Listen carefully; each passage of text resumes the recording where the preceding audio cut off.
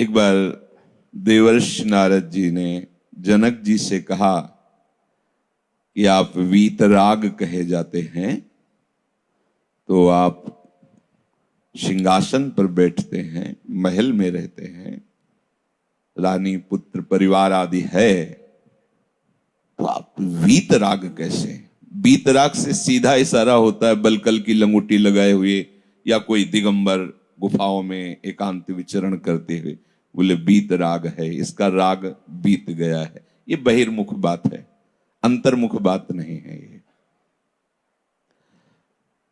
देवर्षि नारद के ऐसे प्रश्न पर विदेहराज जनक जी ने कहा, आज विश्राम कीजिए, कल सुबह बात कर लेंगे। हाँ ठीक। अपने महल में शयन कराया, अपने पलंग पर शयन कराया और महारानी को आदेश किया कि आप देवर्षि नारद जहां शयन कर रहे हैं उसी पलंग पे शयन करें जाके। जो आज्ञा। आराम मुद्रा में नारायण चिंतन करते हुए विश्राम में थे देवर्षि नारद। रात्रि का समय और महाराज का महल और उनकी शैया। महारानी पार्श्व में जाकर लेट गई।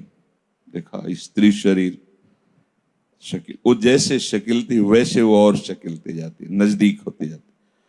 जब दीवाल आई तो दीवाल की तरफ मुंह करके पूरी रात्रि व्यतीत किया। महारानी उठी चली गई। देवर्षि नारद जी बड़े उसमें गए और कहा, क्या विनोद था आपका? आपने महल में शयन कराया, अपने पलंग पे शयन कराया, फिर महारानी को क्यों भेज दिया? क्या हुआ? वो गई और लेट गई, फिर क्या हुआ?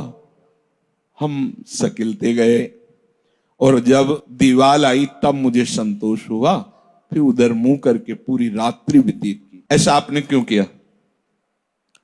दीवाल मिलने पर आपको संतोष हुआ? हाँ, तो उसको दीवाल क्यों नहीं समझ लिया? उसको स्त्री क्यों समझा? बस यही राग है और यही वीतराग है। वीतराग के लिए दीवाल, पाषाण, स्वर्ण, स्त्री, भोग सब एक दृष्टि होती, उस निर्लिप्त। आह, यह सर्वत्रा नभिस्नेहा, स्नेह रहित। श्री सुखदेव जी महाराज जब उनको ब्रह्म तत्व का अनुभव हुआ तो प्रमाण चाहिए कि जो मुझे अनुभव हो रहा है वो सही है नहीं। भगवान व्यास देव जी के पास गए। भगवान व्यास देव जी, इसीलिए गुरु के बिना बात नहीं बनती। भगवान व्यास देव जी ने देखा कि अब इनको आवश्यकता है प्रमाण की, तो प्रमाण गुरुदेव देता है।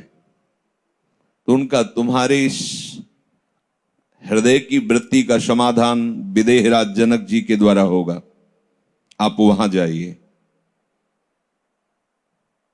दिगंबर रहते थे, नंग धड़न, 16 वर्ष की हर समय अवस्था, कमल नयन, अद्भुत सौंदर्य श्री सुखदेव जी का। जनक जी के महल में कभी संत महात्माओं के लिए रोका नहीं जाता था। रोक टोक कि आप रुकिए मैं पूछ के आता हूं, ऐसा नहीं होता, सीधे जा सकते हैं। लेकिन त्रिकालज्ञ श्री जनक जी आदेश कर दिया, परमहंस पधार रहे, रोक देना। प्रथम गेट में ही रोक दिया गया। अद्भुत श्याम वर्ण की शोभा, कमल नेत्र, दिगंबर, ब्रह्मानुभूति टपक रही उनके स्वरूप से। रुक जाइए। खड़े हो गए। 7 दिन 7 रात्रि तक कोई प्रश्न उत्तर नहीं, कोई स्वागत नहीं। वहीं प्रथम गेट पे रोज पूछते, कैसी मुद्रा है, मुख मुद्रा कैसी? बोले जैसे आए थे वैसे ही। 7 मिनट हो जाए तो गुस्सा आ जाएगी। ये क्या मतलब है? कोई बात नहीं, कोई कुछ नहीं, बस रुक जाइए। अरे बोलिए ना, मतलब क्या बोले वहां से? कितने मिनट बाद मिलेंगे? क्या कुछ? 7 दिन 7 रात्र, न कोई स्वागत, न कोई प्रश्न उत्तर, बस केवल मुखाकृति का वहां उत्तर होता था। आज कैसे हैं? वैसे ही है। ठीक है, आदर्श ले जाओ, महल में ले जाओ। और वहां सब नवयुवतियां, और आप महाराज दिगंबर रहते। जाओ उनकी सेवा में लगो। 7 दिन 7 रात्रि। अब कैसी मुद्रा है? जैसी गेट के बाहर थी वैसी ही मुद्रा है। यह सर्वत्रा नभिस्नेहा।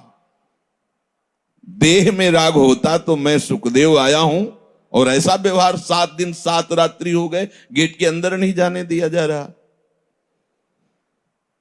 अगर भोगों में राग होता तो 7 दिन 7 रात्रि 9 युवतियों का संयोग, और कहीं मन में कोई हलचल नहीं।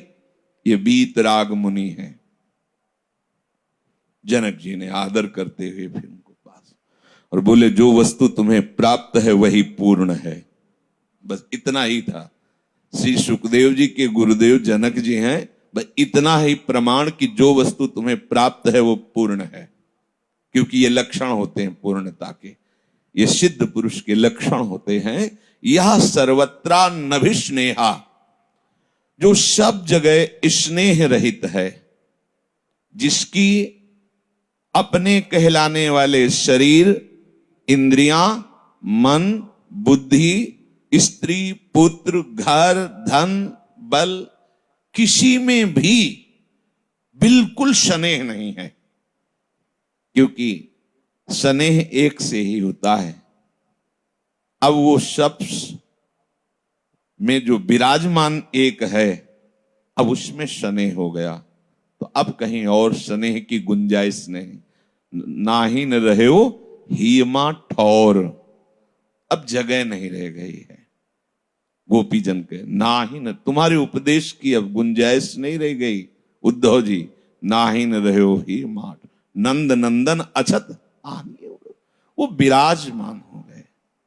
कान भय प्राण में, प्राण भय कान में, ही में न जान परे कान है कि प्राण है। ना ही न रहे हो ही माठ हो।